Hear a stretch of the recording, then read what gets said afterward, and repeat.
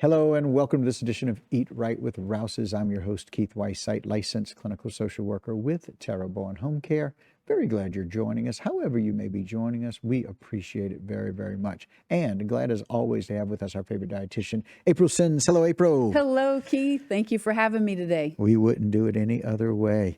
And I love the fact that we're always making sense out of some of those things that don't make sense. Like, it's always hard to figure out some of the intake in our diet and how to make sense out of what the labels look like and how to do it the right way. Yeah, it could be really, really confusing. We get a lot of confusing messages. A lot of times there's sodium that's hidden. So that's what we're talking about today, is managing the sodium intake. Yeah. And sometimes it's confusing on like, okay, well, where am I getting all this sodium from? Why do I even need to watch my sodium? Right. And how do I manage it? And Right. so that's why I wanted to go through some of the numbers and kind of break it down for us today. I appreciate it. Always love a good lesson, especially one on sodium. Yeah. So the American Heart Association recommends that most adults consume no more than 2,300 milligrams of sodium per day. Now, that number, it sounds like a lot because it's in the thousands, but whenever you measure it out, on the left, I have a teaspoon measuring spoon. So if you have one of those at home, you can see how much that is. It is just a little bit of, it's just a little salt. Okay. And they're recommended a teaspoon. Yes, no more than a teaspoon is Wow. 2,300 milligrams. It's the same amount. And but they say optimal goal, if you want to be even like really hit the numbers, they say no more than 1,500 per day. So they say 2,300 is, okay. Right, But if right. you really want to, Watch your it, intake, it'd be yeah. 1,500 Wow. milligrams per day. But So most Americans eat more than 3,300 milligrams per day. So, and that's just, some people get some more. people do more than that. Right. Now, it just depends on, what you're eating, where you're eating, how much of it you're eating, and those types of things. Yeah. So one of the biggest misconceptions about sodium is that a lot of people will say, well, I don't add salt at the table, so I must be doing okay. But the Wrong. thing is that a lot of times in our packaged foods, we get some sodium content, and we might not be doing all of the math. So if you flip that package around and you look Right. at the label, Right. so that label right there, that's actually a pack of potato chips. Okay. And it says 160 milligrams, right? Is my eyes That says catching me? 140. I'm sorry, 140. okay. 140 We're a team. milligrams of sodium, right? Yeah. So there's eight servings in a container. Yeah, What that's if only you 15 ate that whole chips. bag? Yeah, that's only 15 chips. Only 15 chips per serving. I don't know anybody that only eats 15. A lot of Truly. people eat multiple, and then especially if they're eating it out of the bag, a lot of times we eat more than if we put it on a plate. Right. So I do say, can't like, count 'em. if you really want to watch it, you can measure it out, put it on a plate, and then you know exactly how much you're having, because a lot of times when we eat it out of the bag, we have no idea how much we're having.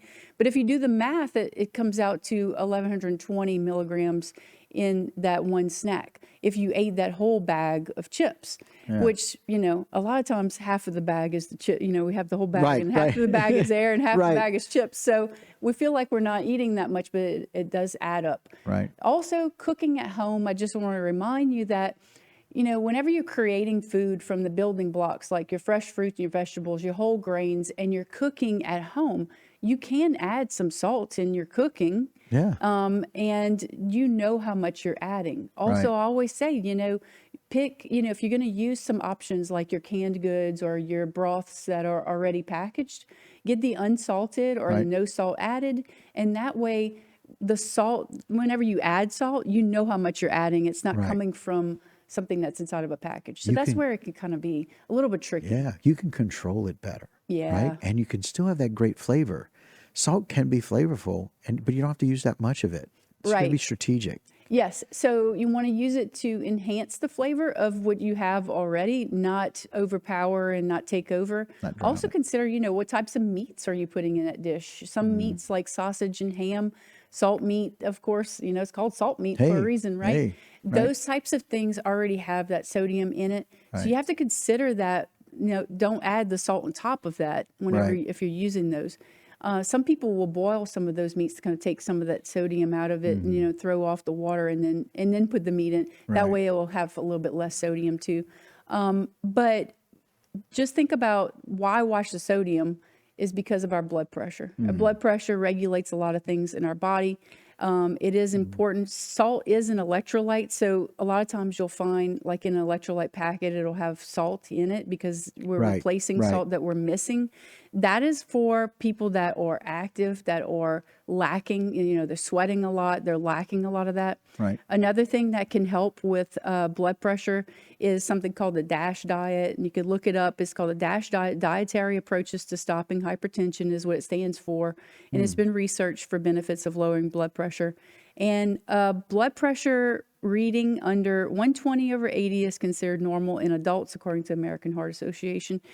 So if you run high blood pressure, though, lowering it even just a little bit, can be a major, benefit Health to. benefit. So just watching it, also being aware, visiting your doctor and Yep.